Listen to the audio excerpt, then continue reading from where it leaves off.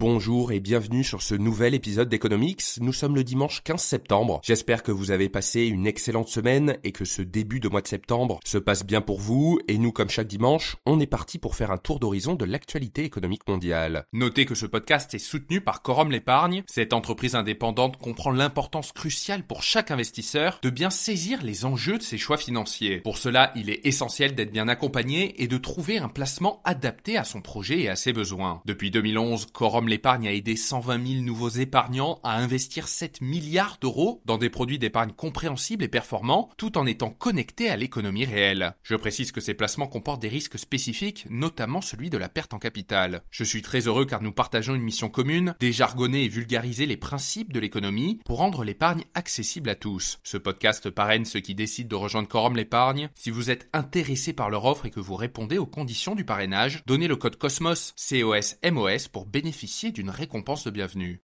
Allez, maintenant pour la première actualité, on s'intéresse à la France qui a demandé un délai à l'Union européenne pour corriger son déficit public. Alors si vous vous rappelez bien, la France est visée depuis juillet par une procédure européenne pour déficit excessif, à l'instar de 6 autres États membres de l'Union européenne. Et dans ce cadre, la France doit normalement envoyer d'ici au 20 septembre à Bruxelles son plan de réduction de déficit public jusqu'à 2027, date à laquelle elle doit normalement être revenue sous les 3% autorisés. Et Bruno Le Maire, le ministre démissionnaire des Finances, a expliqué dans une lettre la semaine dernière que le déficit public pourrait atteindre 5,6% du PIB cette année, contre 5,5% en 2023, et pourrait même atteindre 6,2% en 2025. Un retour du déficit à 3% supposerait de réaliser environ 110 milliards d'euros d'économies d'ici à 2027, selon la Direction générale du Trésor. Du côté de l'endettement total, la trajectoire n'est pas meilleure. En France, le taux d'endettement a atteint 110,6% du PIB en 2023, et la Commission européenne s'attend à ce qu'il augmente à 112,4% cette année et même 113,8% en 2025. Pour rappel, la limite de l'endettement théorique est fixée par l'Union européenne à 60% du PIB. Et pour revenir dans les clous, le ministre des Finances avait annoncé 25 milliards d'euros d'économies dès cette année, mais jusqu'à présent, seuls 10 milliards d'euros ont été concrétisés avant les élections législatives anticipées. Donc au final, étant donné que la trajectoire du budget n'est pas satisfaisante, le gouvernement de Michel Barnier a demandé un délai supplémentaire à la Commission européenne pour envoyer son plan de réduction de déficit public et donc atteindre les fameux 3% d'ici à 2027. Allez, pour la deuxième actualité, on s'intéresse à la Banque centrale européenne qui a encore baissé ses taux directeurs ce jeudi 12 septembre. Alors après avoir augmenté les taux à 10 reprises entre juillet 2022 et septembre 2023 pour lutter contre l'inflation, la Banque centrale européenne a décidé de baisser ses taux de 0,25 points ce jeudi 12 septembre après avoir déjà fait une même baisse le 31 mai dernier. Alors ce sont des baisses qui se justifient par un net ralentissement de l'inflation dans la zone euro qui a atteint 2,2% en août, soit quasiment la cible des 2% de la BCE. Et les entreprises et emprunteurs peuvent avoir le sourire, étant donné que les banques seront amenées à payer moins cher pour emprunter des liquidités auprès de la BCE et pourront donc distribuer davantage de crédits immobiliers bon marché. Car pour rappel, dans le sillage de la hausse des taux directeurs de la Banque centrale européenne, les banques commerciales comme le Crédit Agricole, la Caisse d'épargne, la Société Générale, etc.